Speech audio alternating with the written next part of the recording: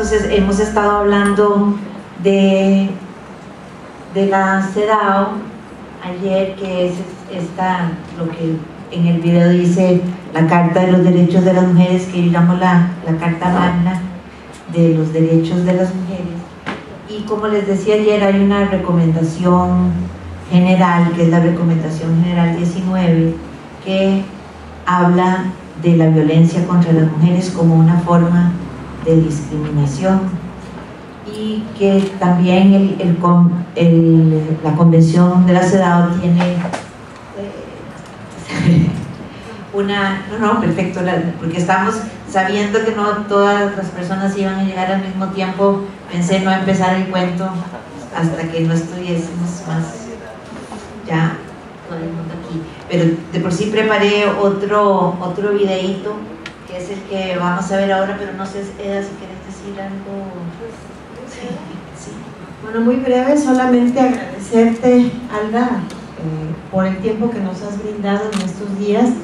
Esta es una experiencia diferente, lo que vamos a vivir en este momento, y bueno, pues una disculpa también por mi retraso involuntario. Tuvimos un cierre también de un seminario. Y agradezco mucho a Mayeli que esté coordinando este diplomado, seguramente que va a despertar muchas inquietudes en todas nosotras. Por supuesto, al Poder Judicial, al Tribunal Superior de Justicia. Un saludo al licenciado Alberto Sosa, a ti, Víctor, muchas gracias. Y bueno, pues no me resta más que dejarte la palabra y a vivir una experiencia diferente de lo que en estos días se ha hecho, que ha provocado mucha reflexión en todas nosotras, y que seguramente, bueno, pues va a ser significativo y de mucho, no sé, aparte del impacto que pueda tener, seguramente va a ser decisivo para los espacios de intervención en los que cada una de nosotras estamos. Agradezco a Namico, que está presente aquí, a Consuelo, Rosailda, bueno, y a todas quienes hoy nos acompañan, del equipo también del Instituto, del Poder Judicial, y de quienes hoy están en este conversatorio. Gracias también por ahí a Zoila, Conchita, a muchas compañeras, Marga, etcétera. Muchas gracias, Paz, por estar aquí. Muchas gracias, gracias, Mayeli. Gracias, sí quiero de todas maneras, aunque ya veo que está bastante lleno, ver este otro videíto, porque como que junta lo que hemos estado hablando de la CEDAW con lo que vamos a hablar hoy, que es más lo de la violencia, y que junta con la Recomendación General 19, pero que en este video más está enfocado a lo que hemos hablado ayer del artículo 5, que habla de la obligación estatal de cambiar los estereotipos, esos patrones y esas actitudes e ideas que se tienen sobre los roles de hombres y mujeres, niños y niñas. Y este videíto lo dice de forma muy clara. Entonces quería enseñarles, y algo que precisamente este tipo de cursos, lo que más que de información, es lo que tratan es de cambiar esas actitudes, de que cambiemos nuestras ideas sobre lo que son las mujeres y sobre lo que son los hombres. Entonces aquí quería enseñarles este video, porque generalmente no pensamos en este tipo de cosas cuando estamos pensando en la violencia contra las mujeres. Y bueno, como lo que lo compré, entonces pensamos en que el alcohol, que las drogas y esto no lo vemos como uno de las causantes de que es la educación en violencia. O sea, es formarse para ser un ser verdaderamente hombre, es un ser verdaderamente violento, ¿verdad? Y a toda la burla que hay siempre a los que no son violentos. Entonces, algo que la CEDAW exige, ¿verdad?, es ese cambio, o sea, prohibir más este tipo de películas de Disney sería tal vez tendría más efecto para combatir la violencia que prohibir el alcohol o las drogas o algo así, que son simplemente exacerban, pero no son las causantes de la violencia contra las mujeres. Y esto sí es la causante de la violencia contra la mujer, la desigualdad, esa socialización en la masculinidad como fuerza sobre o poder sobre lo femenino, como sirviente u objetos sexuales. Entonces yo creo que ya hay mucha gente. Voy a entonces a leer el cuento, y después había preparado unas diapositivas sobre la recomendación general 19, pero tal vez mejor la dejo para después, si no están muy cansados, y hacemos el cuento, porque fue precisamente dos cuestiones que me llevaron a escribir este cuento. Uno fue el leer esta reflexión de Eduardo, y la otra es leyendo sobre la anatomía del cerebro y cómo retenemos y aprendemos el conocimiento, y se está entendiendo más y más que las personas entendemos mucho mejor a través de historias que a través de hechos y datos que nos den así, sino que si nos cuenta un buen cuento se nos queda mucho más grabado que si damos datos y estadísticas sobre la violencia. Y visto que yo tengo ya como 30 años de estar trabajando en esto de la violencia contra las mujeres, y aumenta y aumenta y aumenta, dije, pues tal vez tenemos que buscar otras estrategias, porque las que tenemos obviamente no están funcionando, ¿verdad? Entonces, pues este es un intento de ver si por ahí entra de otra manera, le llega a las personas, la verdad, porque la idea es que todos y todas, como decía el primer video que vimos, nos sintamos responsables de eliminar la desigualdad, a pesar de que legalmente es el Estado quien es el responsable de implementar la CEDAW. En realidad somos todas y todos los que tenemos que hacerlo, si no, no va a pasar. Y como decía un compañero que lo ha dicho aquí varias veces, hasta que no cambiemos la cultura, no vamos a poder cambiar esto de eliminar la violencia. Y para cambiar la cultura tenemos que cambiarnos a nosotras y a nosotros mismos. Entonces, pues bueno, les cuento un cuento. La idea es que yo les cuente este cuento y después tengamos un conversatorio de lo que se les moviliza o qué piensan, no solo lo que piensan, sino lo que sienten, ¿verdad? Porque estamos también en un mundo que le hemos dado mucho más valor a lo que pensamos que a lo que sentimos. Y lo que sentimos es tan importante, ven que no estoy diciendo más, pero es tan importante como lo que pensamos. Entonces, si pensamos una cosa, pero estamos actuando completamente distinto, pues de nada sirve ese pensamiento. La idea es integrar ese pensamiento a la forma como actuamos y sentimos para cambiar de verdad. Entonces, podemos saber mucho sobre el patriarcado y mucho de la teoría de género, pero si seguimos actuando como nos socializaron y no tratamos de cambiar, entonces de nada sirve ese pensamiento. Es nada más,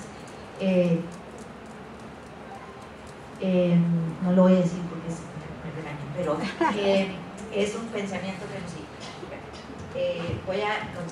El cuento se llama La parábola del origen del feminicidio.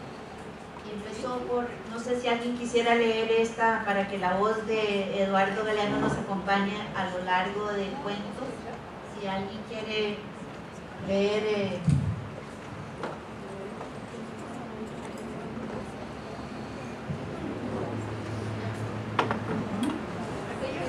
¿Sí? Hay criminales que proclaman tan campantes: la maté porque era mía. Así, nomás, como si fuera cosa de sentido común, y justo de toda justicia, y derecho de propiedad privada, que hace al hombre dueño de la mujer. Pero ninguno, ni el más macho de los supermachos, tiene la valentía de confesar: la maté por miedo. Porque al fin y al cabo, el miedo de la mujer a la violencia del hombre es el espejo del miedo del hombre a la mujer sin miedo. Eduardo Galeano. Ese es un hombre feminista. Pues bueno, entonces empiezo el cuento. Había una vez un mundo, ¿se oye bien? Había una vez un mundo habitado por dos sexos, los jinetes y las jardineras. Estos dos sexos conformaban lo que se conocía como la humanidad, que junto a otros muchos seres vivían en una tierra abundante y feliz. Jinetes y jardineras tenían mucho en común. Ambos eran seres poderosos, capaces de sentir muchas distintas emociones como el amor, la cólera, la alegría, el miedo, la tristeza, la vergüenza y más. Tenían ambos el increíble poder de reírse de sí mismos, sanar sus propios cuerpos, así como capacidades mentales que les permitían inventar, aprender y utilizar estructuras lingüísticas complejas que les permitía concebir, transmitir y aprender conceptos totalmente abstractos. También tenían la capacidad de ser conscientes de sí mismos, así como de su pasado, lo que utilizaban para planear, transformar y realizar proyectos de diversos tipos.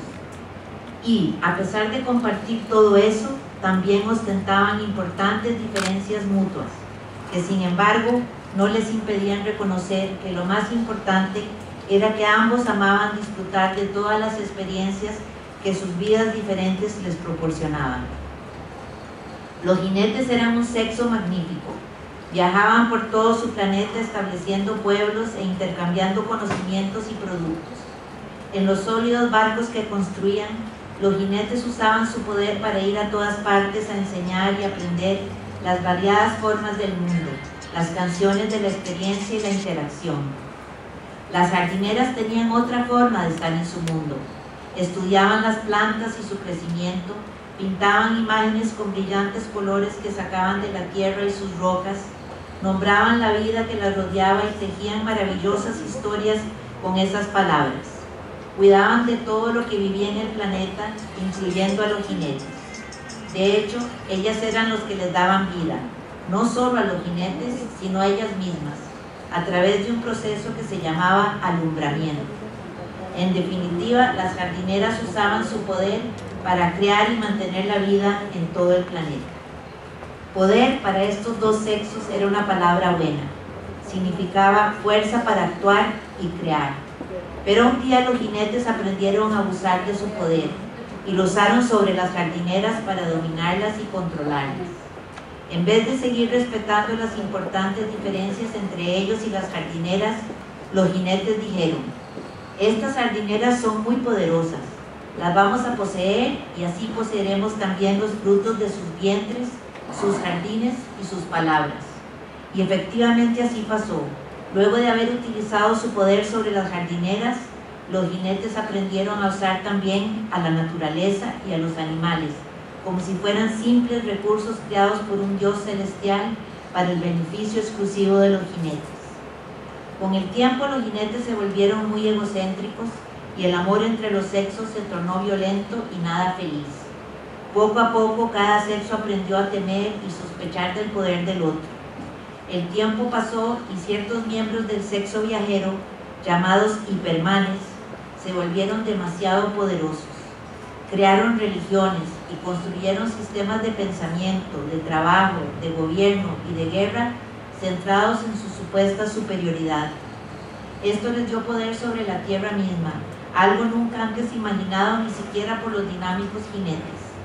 Fue así como nació el patriarcado, un sistema político, económico, social y religioso, producto de la institucionalización del dominio de los jinetes sobre las jardineras, dominio que luego se extendió a todo lo relacionado con ellas.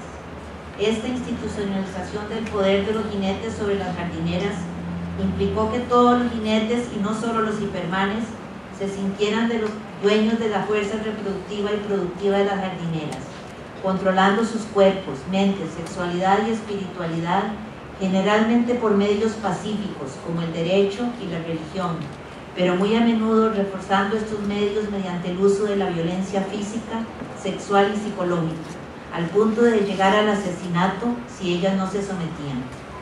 Desde el inicio del patriarcado, el grupo de jinetes que hemos llamado los hipermanes no se contentó con tener poder solo sobre las jardineras, sino que decidieron inventar un sistema que les diera poder sobre todos los seres de su planeta. Para ello, entre otras estrategias, se dieron a la tarea de justificar su poder sobre todas las jardineras y demás jinetes. Primero, decidieron erradicar la idea de que jinetes y jardineras compartían la misma energía vital. Borraron además la idea de que las distintas manifestaciones de esa energía eran mutuamente diferentes, ya que no había una más esencialmente humana, superior o más necesaria que las demás. Difundieron la idea de que las diferentes eran las jardineras. Una vez establecido que los jinetes eran el modelo de lo humano en su mundo, fue fácil declarar su superioridad sobre las jardineras, precisamente por las diferencias de ellas con respecto al modelo. Así lograron establecer que el sexo más dinámico era superior al sexo dador de vida, que como ya hemos dicho, era más reposado y tranquilo. Pero una vez establecida la superioridad de los jinetes sobre las jardineras, los hipermanes tenían que justificar también su superioridad sobre los otros jinetes. Para ello, crearon una forma de ver y sentir el mundo dicotómica y jerárquica, basada en el reconocimiento de la existencia de solo dos sexos, que con el tiempo se convirtió en una característica esencial del paradigma patriarcal. Según esta forma de ver y sentir, todas las cosas, hechos y valores se podían asociar con uno u otro de los sexos que ellos mismos ya habían decretado como opuestos.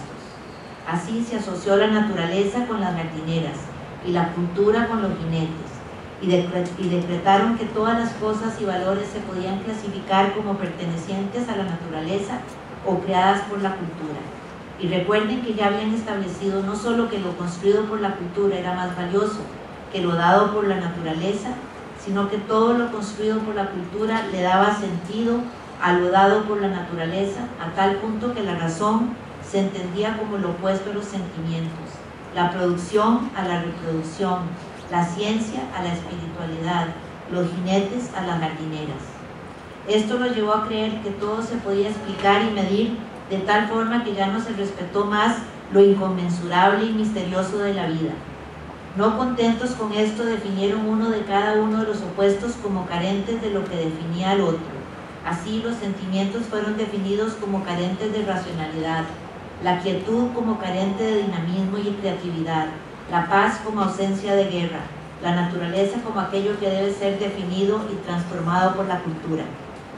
Y como la sensibilidad, las emociones, la espiritualidad, la quietud y la reproducción eran asociadas con las jardineras, estas fueron definidas como carentes de racionalidad y dinamismo, elementos asociados con los jinetes. De esa manera lograron que todo lo asociado con las jardineras no tuviera valor propio, sino que existía para o en función de los jinetes, particularmente los hipermanes. Una vez logrado esto, declararon inferior a todos los grupos, aunque fueran compuestos por jinetes, que tuvieran algunas características asociadas con las jardineras o que no fueran tan dinámicos o poderosos como el grupo que se estableció como modelo de lo humano, los jinetes de la clase hipermánica. Las jardineras y los jinetes que amaban la libertad y la justicia trataron de resistirse a los hipermanes y a veces lo lograban, pero la forma dicotómica de ver y sentir el mundo que moldeaba las creencias y prácticas de los hipermanes se fue instalando en sus mentes y corazones y persistió a través de los tiempos. Gracias a ello, los hipermanes se mantuvieron seguros y todopoderosos, viajando a lo largo y ancho de la creación y tiranizando a toda la humanidad, especialmente a las jardineras de todas las edades y culturas. Tanto se sofisticó el sistema de los hipermanes que la violencia extrema contra las jardineras llegó a vivirse como natural, como parte de su identidad cultural y hasta como erotismo. Así la vivían muchos jinetes y no pocas jardineras, quienes voluntariamente se sometían o sometían a sus hijas a las más dolorosas o humillantes torturas que los habitantes de ese mundo justificaban como diferencias culturales. Fue así como en todas partes a las jardineras se les hacía creer que el sometimiento total a un jinete llamado matrimonio había sido inventado por ellas mismas para atrapar a un jinete que las mantuviera y protegiera y que sin un jinete a su lado no podrían sobrevivir. Fue así como los jinetes lograron que aún frente al peligro de ser torturadas y hasta asesinadas por sus propios maridos, las jardineras siguieran voluntariamente casándose con ellos. Pero como algunas jardineras se rebelaban contra esta forma de esclavitud, los hipermanes inventaron castigos atroces para aquellas que no se sometieran. En algunas partes de ese mundo se quemaron a millones de jardineras en la hoguera por el único pecado de ser solteras, mientras que en otras a las viudas se las quemaba vivas en las piras funerarias de sus difuntos esposos. Todavía en otras a las viudas se las desterraba de sus hogares si no accedían a convertirse en las esclavas del hermano de su difunto marido. Eran tan absurdas muchas de las tradiciones en ese mundo que para considerarse sexualmente atractivas, los cuerpos de las jardineras tenían que ser moldeados a la manera decidida por los hipermanes. Dependiendo de la época histórica, en nombre de la belleza, se exigía que ellas tuvieran casi que desaparecer para ser consideradas suficientemente esbeltas, mientras que en otras épocas, pechos, piernas, caderas, labios, ojos, nalgas o cualquier otra parte de su cuerpo se inflaban o encogían al gusto de las normas de belleza establecidas por los misóginos hipermanes. A veces a las jardineras se las obligaba a esconder todo menos los ojos, porque las normas de algunas religiones dictaban que el físico de las jardineras perturbaba a los jinetes, mientras que en otras culturas a las jardineras se las convencía que lo más importante era verse sexy, aunque su ropa fuera incómoda o hasta peligrosa para su salud. En todas las culturas la apariencia y el bienestar de las jardineras llegó a ser decidido por los hipermanes, que ejercían su misoginia parapetrados detrás de la religión, la cultura o la moda. Muchos de los jinetes aceptaban que la violencia contra las jardineras se había convertido en un verdadero problema social, pero la mayoría pensaba que era un problema menor comparado con tantas otras crueldades que los hipermanes cometían contra los jinetes. Y peor aún, las propias víctimas defendían muchas de estas formas de violencia en nombre del amor romántico, el erotismo, la identidad cultural o religiosa, el respeto por las tradiciones y, aunque cueste creerlo, hasta en nombre de la libertad personal.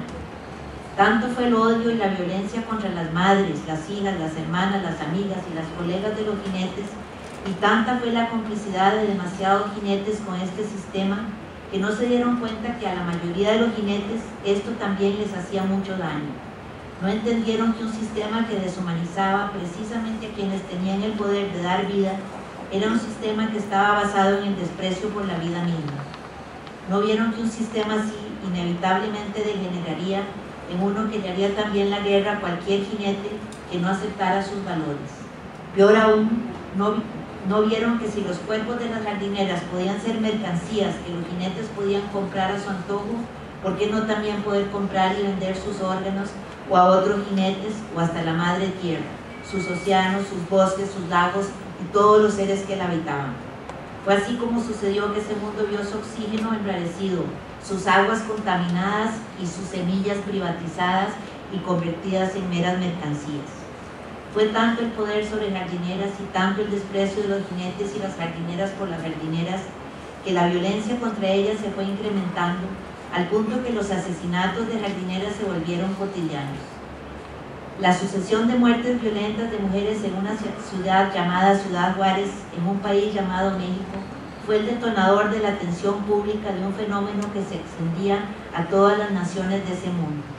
La violencia en contra de las jardineras fue declarada uno de los problemas más graves que afrontaba el mundo por el mismo secretario general de un órgano llamado Naciones Unidas. Pero el asesinato de jardineras, que incluso llegó a presentar signos de tortura, mutilación, saña y violencia sexual, seguía creciendo.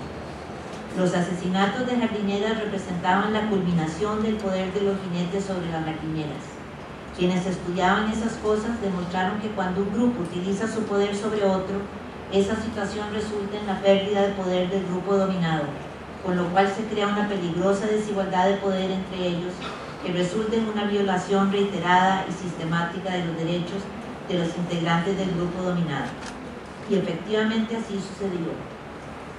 Entre más utilizaron los jinetes su poder sobre las jardineras, estas perdían más y más su poder de recrear y cuidar la vida, al punto que la vida, especialmente la de las jardineras, llegó a no valorarse y hasta despreciarse.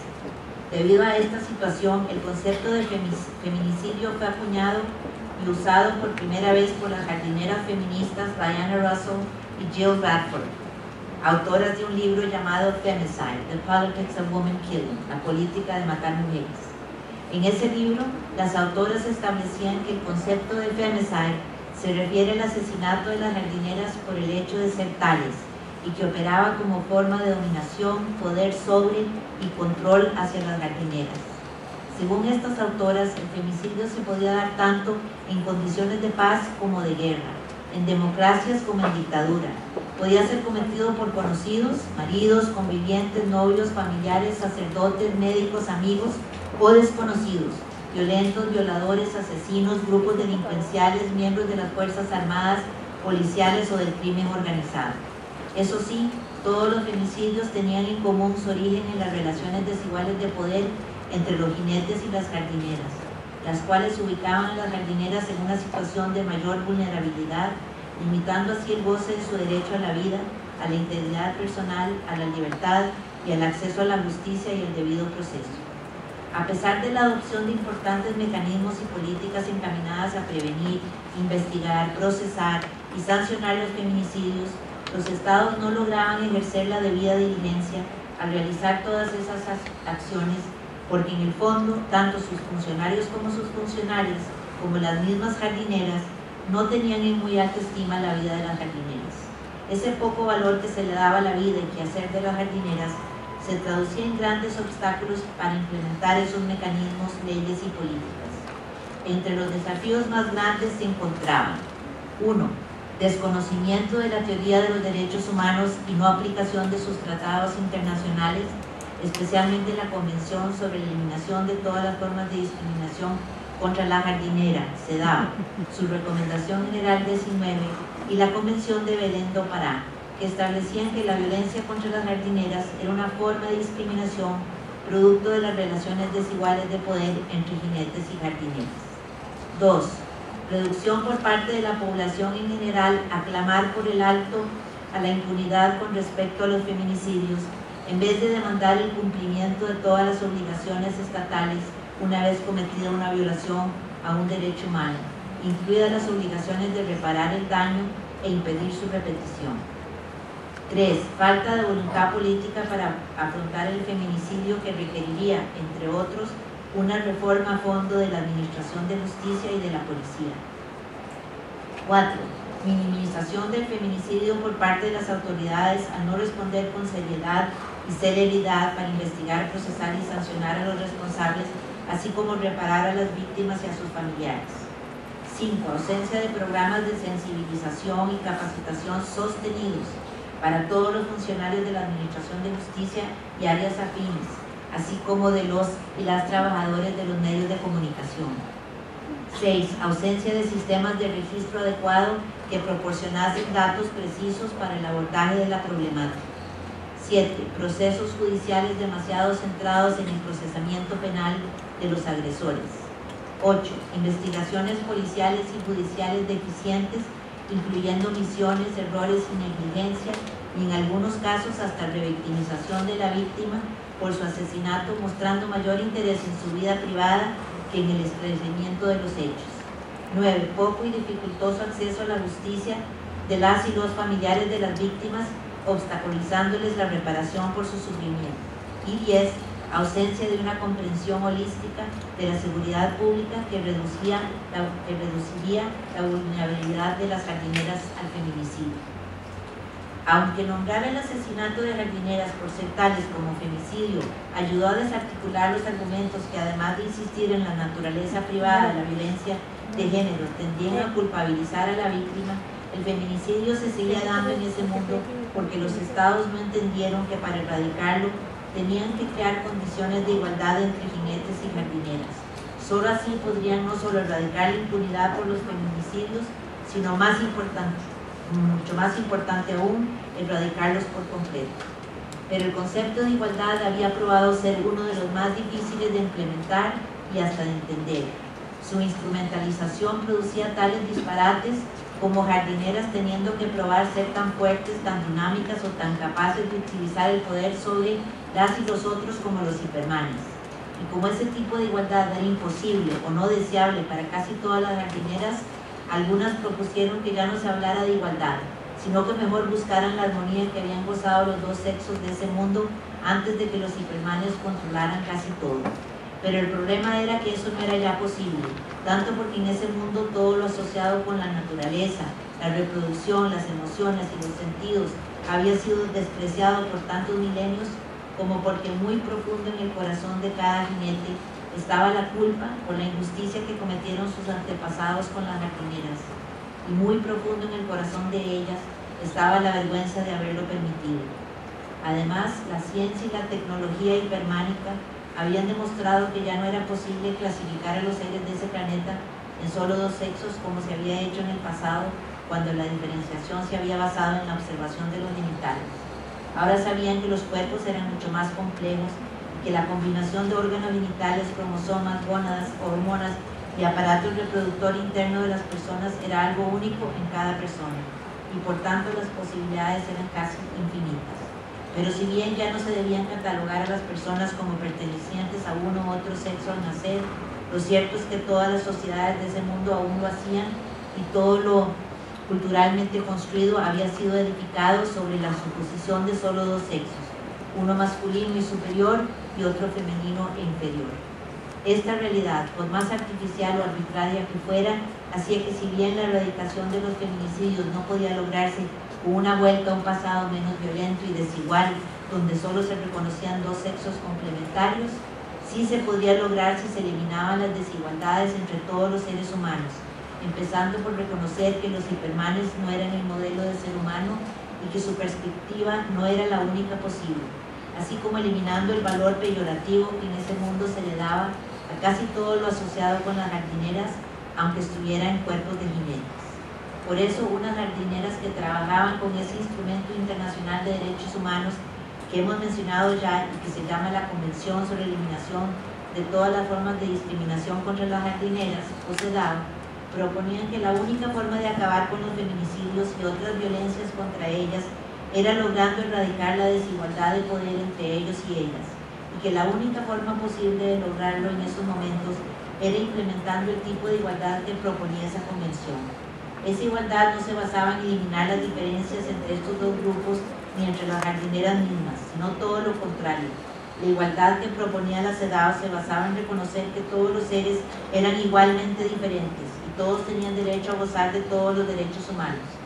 Además, la igualdad que planteaba esa convención reconocía que dado que por tantos milenios se había discriminado a las jardineras, la igualdad no se podía lograr con solo declararla, sino que los estados tendrían que tomar muy variadas medidas concretas para erradicar todas las formas de discriminación si querían lograr la igualdad, incluidas medidas especiales de carácter temporal que en ese mundo se llamaban acciones afirmativas.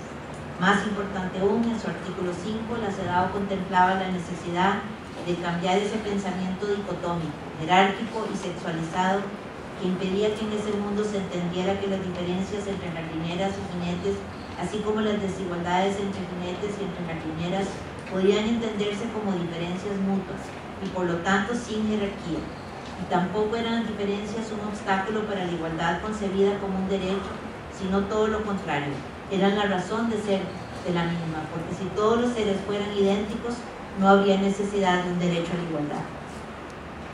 Sí, aunque ustedes no lo crean, ese instrumento reconocía que todos los prejuicios y estereotipos creados por el pensamiento dicotómico tenían que ser transformados. Así fue como muchas y muchos se dieron cuenta que esa forma dicotómica de ver y entender el mundo no les permitía entender el concepto de igualdad entre seres diversos, y por ende no podían ni siquiera visualizar las soluciones a tantos femicidios y violencias. Comprendieron que esta nueva manera de entender la igualdad conlleva la integración de las oposiciones. Así los jinetes serían entendidos como tan diferentes o semejantes a las jardineras como ellas eran diferentes o semejantes a los jinetes.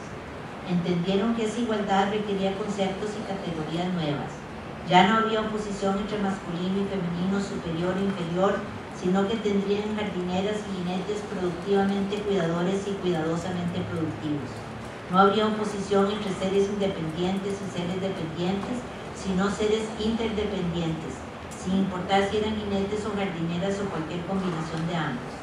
Así también se entendió que lo personal era político y lo político personal, y que no podía haber individuos sin comunidad ni comunidad sin individuos. Entendieron que solo manteniendo las diferencias tajantes entre lo psicológico y lo social, lo personal y lo político, el cuidar y el construir, podrían los jinetes mantener su poder sobre las jardineras. En vez de ver los valores y las cualidades que hasta ese momento habían entendido como femeninas o masculinas, las vieron como distintos aspectos o niveles de un mismo fenómeno, la vida humana en toda su magnífica diversidad. Y así fue como entendieron que para librarse de los feminicidios y las violencias de género, tenían primero que lograr la igualdad, porque era la ausencia de esta su causa. Para lograrlo, las jardineras tuvieron que perdonar a los jinetes y hacer un gran esfuerzo por sanar su traición repetida durante milenios. Los jinetes tuvieron que recrearse, redefinirse y reafirmarse como seres no en oposición a las jardineras, sino como seres capaces de sentir emociones y cuidar a las y los suyos. Juntos y juntas, las jardineras y los jinetes se abocaron a cuestionar la forma dicotómica de sentir, entender y explicar la realidad, y juntos descubrieron las cualidades y valores que requerían para construir esa sociedad igualitaria. Llegó el día en que jardineras y jinetes se entendieron como seres sentipensantes, interdependientes y poderosamente vulnerables, seres capaces de pensar amorosamente, vivir el ahora sin desconocer el pasado ni olvidar el futuro, sintiéndose únicos a pesar de ser parte del todo. Lo lograron entrando en contacto con su propio ser en vez de alimentando egos heridos. En ese viaje interior despertaron al miedo que aquella primera traición les había provocado y lo reconocieron con renovado respeto. Así pudieron ver cómo la culpa y la vergüenza que brotaba de esa herida les había impedido construir una verdadera igualdad. Decidieron sanar la herida dejando ir la culpa y la vergüenza. Fue así como redescubrieron que había más alegría en el perdón, más energía en el amor y más posibilidades de éxito en la ternura. Y éxito tuvieron. Desde que lograron la igualdad entre jardineras y jinetes, nunca más hubo feminicidios ni violencias de ningún tipo contra cualquier jardinera por el hecho de serlo. Al contrario, jinetes y jardineras aprendieron a trabajar juntos usando sus distintos poderes, ya no sobre otros, sino para disfrutar el poder de crear y recrear la vida en su